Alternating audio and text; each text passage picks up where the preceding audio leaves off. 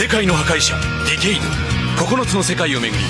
その瞳は何を見通りすがりの仮面ライダーだ覚えておけ変身仮面ライ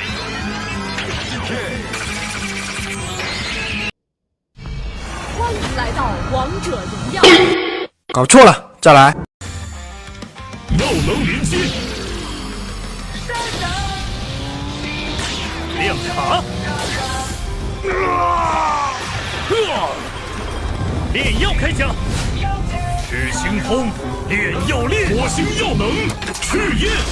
炼药开甲，欧啦，铠甲合体，烈火宣战。蓝色暴风，我是蓝豹，欢迎上本期蓝豹测评。今天给大家带来的是凯魂新出的炼药铠甲，想必大家也已经接触这款产品很多天了。不废话，我们马上进入今天的正题。打开盒子来看看里面的内容。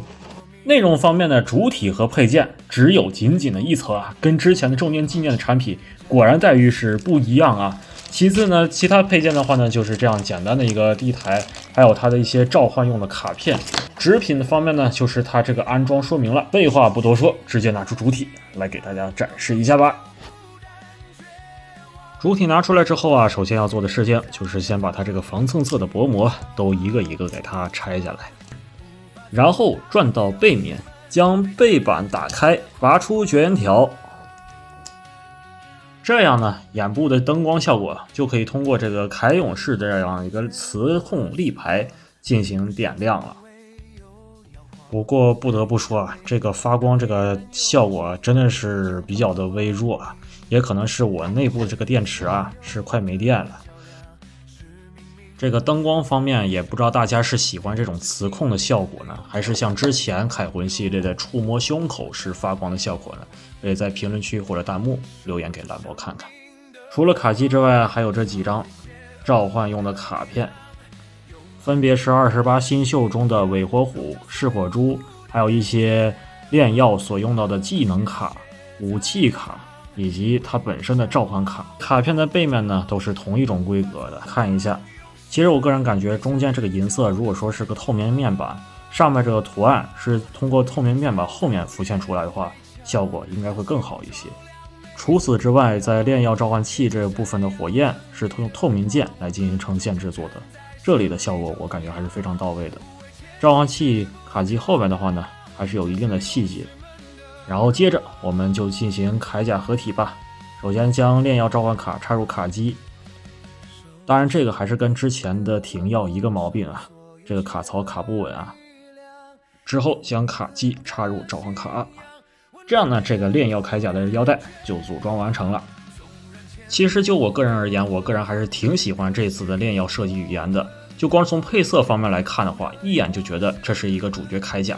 这次新药铠甲的设计啊，都是主色调以川剧脸谱来作为原型进行设计的。就比方说它是红色的火焰，再结合孙悟空的紧箍，还有川剧的脸谱，这几个构造起来感觉非常的融洽。包括它这个胸口也是融合了一些面部的特征，因为它是火系铠甲，所以浑身呢会有很多类似火或者炎这样的一些文字的刻画。当然主色调的红啊，并不是单纯的红，它的底衣和身上的甲都是有进行区分的。就比方说它的底衣的红是亚光红的一种涂装上色，而身上的一些金属的铠甲呢是用金属红来进行呈现，这里的区分我个人感觉还是非常到位的。其次在线条勾勒处以柠檬黄作为点缀，我个人感觉又中和了金属红所带来的强调的质感，把炼药铠甲即将喷射出来的火焰的质感拿捏的相当的完美，可以看得出来这次的皮套设计师下足了很大的功夫。这次停药的关节把持力度和手感我感觉都还不错，整体来说都是比较偏紧的，就看之后的日常把玩会不会有所变化。也正由于这次炼药它沿用了这个停药系列这个素体啊，所以说它的可动性跟停药铠甲几乎是一致的。其实这次我还发现一个很有意思的点，就是他们的召唤器好像是一个重新规模的新模具。就比方说让停药插上炼药的召唤器，它它是没有办法插进去的。而炼药插停药的卡机的话呢，是稍微有点偏紧，但是还是能安装进去的。究其原因，我发现停药的召唤器的这个位置跟炼药的结构是不一样的，所以说导致炼药的卡机插到这个位置是没有办法合拢的。可动性方面，头部是可以旋转，但是由于衣领的干涉，所以说没有办法达到绝对的360度。抬头低头的话呢是有一定幅度的，肩胛向外拉伸，平抬可以到达90度，大臂的蝴蝶关节360度旋转，大臂的平转关节360旋转，曲肘关节可以超过90度，手型360度旋转，小臂自转，腹部的这个位置是可以旋转，而且可以弯，腰部的这个位置是有点偏紧，但是依然是可以旋转，大腿关节前后。侧抬幅度的话是比较微弱的，但是呢它有一个非常小的下拉关节，这样呢它又可以向上抬，但是呢抬起的幅度依然是不够的。大腿的平转，屈膝关节超过90度，脚踝的接地性自转，脚尖的可动。手型方面可以说是非常丰富的，所以说我就大概给大家看一眼啊。反正凯魂系列的铠勇士的手型大家不用担心，给的还是相当全面的啊。你像这个炼药，不管是这个爪心手啊、握持武器手啊，还有这种放松手啊，或者指人的手型，就是各种 pose， 你想怎么摆都可以一应俱全。然后关于这个手型啊，我随便拿出来一个给你们瞧瞧。其实我个人感觉啊，这里头还是有点肉的，包括这个颜色啊是有点不均匀，毕竟这个是软胶件，我能理解。但是呢，这里头这么不均匀，我就不是特别能理解啊。武器方面呢，就是赤火双棍以及它的烈焰棒的一个组合玩法。这次呢没有附带那个赤焰火光甲，我感觉还是非常可惜的。首先组合一下它这个初始武器，就是分段武器烈焰棒。哎呦，我真的感觉这个武器真的不够良心啊！你像之前出那个停药，它那个锤子都是在摇晃发生那个灯光的效果的，而这个烈焰棒的话呢，中间既不是透明剑，也没有这个灯光效果，感觉真的是挺可惜啊。我大概给大家展示一下，其实我个人感觉，如果说这个红色里头是个透明剑的红啊，就更好看了。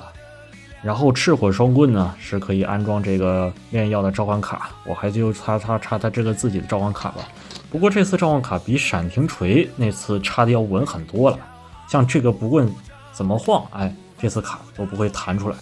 而烈焰棒的模式的话呢，直接拿出这种结合在一起的这样的一个棍柄，然后插上棍头这样的一个组合，这样就完成它的一个烈焰棒的一个形态。哎呀，我是真的感觉这两边要是透明剑，中间这里一亮一发光，哇，这直通透的这个棍子就非常的漂亮。也可能是这里的空间太小了，安不了这个灯组。最后我就不拆开了，简单来看一下这个炼妖的这个支架地台，然后这个铠勇士的 logo 就直接可以插在上面就 OK 了。估计后续的一些通贩产品的这个铠魂啊，都是这么设计了。那么这款铠魂的炼药基本上也就介绍完毕了。那么最后再提一句嘴啊，我觉得那个赤焰火装甲的大拳头啊，后续的铠魂可能会以特点的形式来发售。为什么我会这么判断呢？举个例子啊，就比方说他之前出的铠魂托纳多，大家可以注意到这里以及这里都会有一些小孔。要知道在展会中的托纳多是有特效件的，所以说这个东西是绝对会以特点的形式来进行售卖。所以说同理呢，这个炼药铠甲我估计大概率也是一样。哈哈，没想到我们堂堂的奥迪双钻也会玩财团 B 的这一套销售思路啊。那么大家觉得这次出的炼药铠甲怎么样呢？也欢迎在评论区和弹幕留下自己的想法。